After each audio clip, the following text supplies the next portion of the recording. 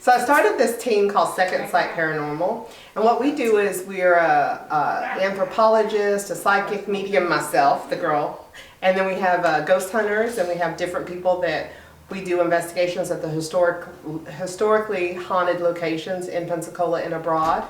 And so sometimes we even do crime scenes where we go out and, they put me on the scene of a crime and I become the victim and I tell the family or the police officer what happened to the person, how were they injured, who I see that injured them. And I do like what we call a forensic reading of the location.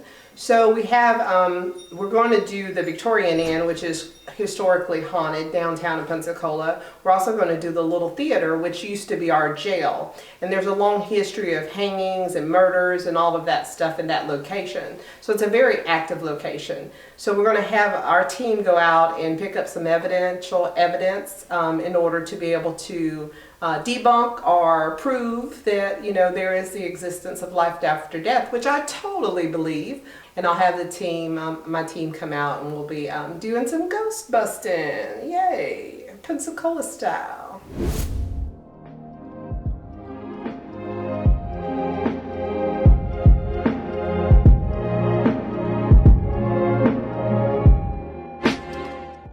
The Second Sight Paranormal Investigation and Forensics team just did the Pensacola Victorian Inn, and it did not disappoint. The house is very active. It's an old home with lots of spirit activity in there. I've been to the home before, and each time that I've come here, there's always at least one or two spirits that interact. The home is beautiful. And here as well. Different from that energy. That energy feels like an older female. She feels younger, very vibrant, almost childlike in some ways.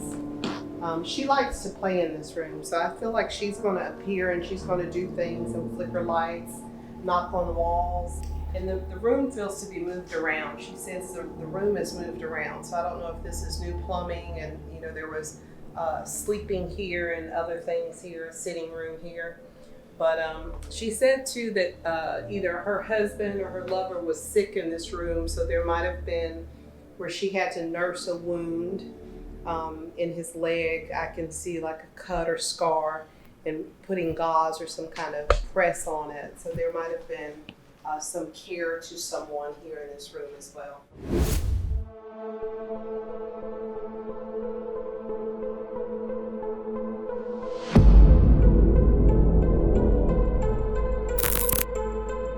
There was some abuse to their body because I felt like I was tied behind my back and they were carrying, I was fighting, for my life, and they were carrying me and pushing me and pulling me to get to the place where I would be executed. And I recalled them getting struck in the face and I could feel my nose bleeding, and as they were pushing this guy to his death, he just looked at me with these eyes and it was like, help me, help me.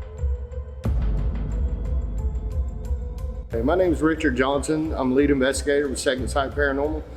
I've been a paranormal investigator for 18 plus years. Today we're at the Pensacola Little Theater and we are investigating to see if there is any paranormal activity here due to executions that have taken place in this building. Back in the 1920s, this used to be an old jail, and they jailed and executed inmates here in this building. And we come here, Erica, our psychic, finds the spirits for us, tells us who's here, then we investigate to prove whether or not what she finds is fact. So she finds them, we hunt them. So let's get busy.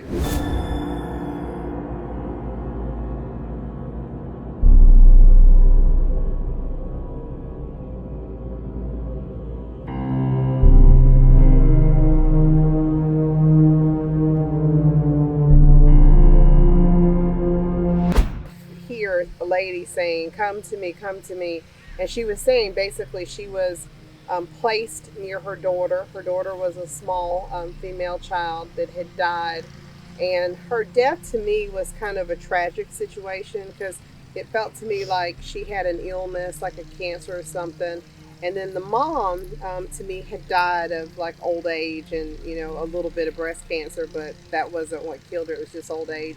And then the male, which would be the father, because she had been married twice, but her last father, the ashes are placed in here. And so as we look at the grave, there's Mary, and then there's a John name, and then there's a daughter here also. And so it feels, I think different team members are feeling certain things. She's feeling tingles. I've got goosebumps and tingles.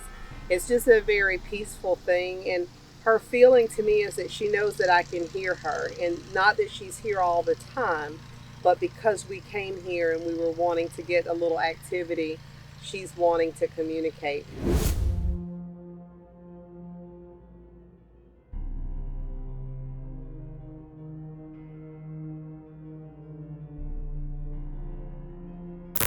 Hi, my name's Rob Booth. I'm the night tour coordinator here at the Pensacola Lighthouse.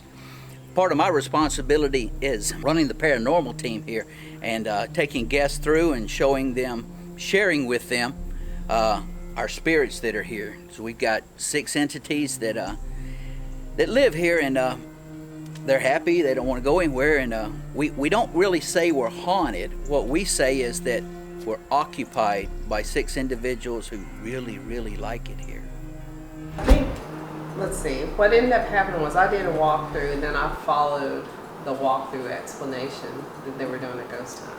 I didn't want to be a part of it because I didn't want anything to sway what I see. I don't want to know anything. So I had a feeling that I didn't agree with something because I didn't feel that, honestly. So when they were talking about it, I didn't like try to debunk it. I just listened. I've never experienced it. I said, "What do you smell?" And he goes, "Somebody's smoking cherry Cavendish," and came up the stairs and walked around us and went on up to the lantern room. And it was smelled just like pipe smoke. And then several months later, I'm up there and a lady comes running out and she goes, "Somebody's up here smoking. Get in here and tell them to stop it." And when I walked into the door, it was like he blew it in my face. And I said, "Sam," I said, "God, that bothers me."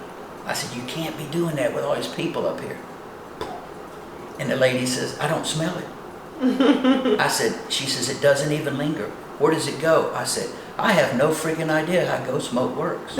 When I'm not being the chocolate psychic with the mostest, I come into antique stores and walk around and see what's haunted, because I love to try to find that thing that's drawn to me.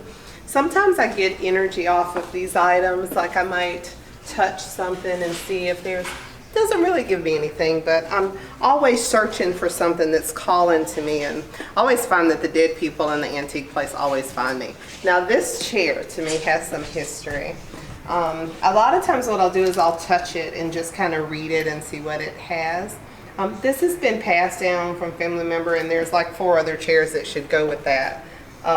Very decorative and I love it. But I always kind of look and scan and see if there's anything that kind of sings to me or calls to me.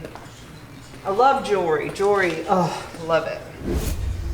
Hi, I'm Sherry Franklin. I own New Market Antique Mall. In lighting, we have beautiful chandeliers here, and we also do professional lamp repair. Erica shops with us frequently at both shops. Franklin Antiques is my other shop down the road at 6550 Mobile Highway.